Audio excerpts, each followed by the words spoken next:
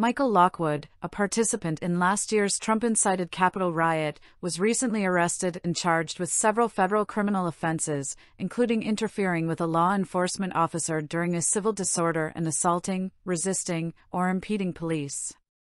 Those two charges alone, both felonies, come with a combined total of more than 10 years in prison if found guilty. Because there was physical contact, the assault charge carries 8 years, and the civil disorder offense comes with a possibility of 5 years. A court filing made in Lockwood's case indicates he engaged in physical altercations with police outside the Capitol building on the structure's western side. There, he took a baton from an officer on the city police force after a brief physical struggle.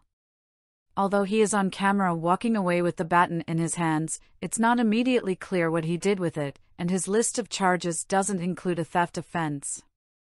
The court filing says FBI investigators conducted a facial recognition search after examining publicly available footage of portions of the attack on the Capitol and zeroing in part, upon Lockwood's confrontation with the officer, whose name isn't included in the document.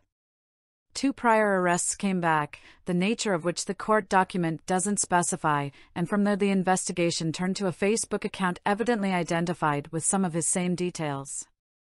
An image on the account shows its owner wearing a hat just like what Lockwood wore during the assault on the Capitol, helping authorities confirm it was, in fact, him.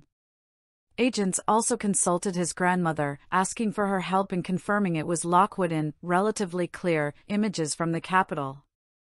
On or about January 26, 2022, the affiant contacted J.W., who had been identified as Lockwood's grandmother, as the agent explained.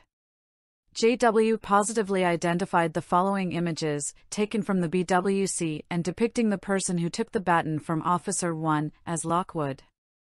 The filing then includes a series of pictures showing who authorities determined was the defendant.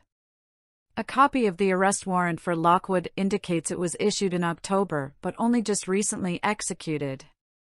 According to the info on the page, signed by the same agent who prepared an affidavit in support of his arrest, authorities picked up Lockwood in a northern Ohio city on December 15. His charges also include trespassing and disorderly conduct offenses.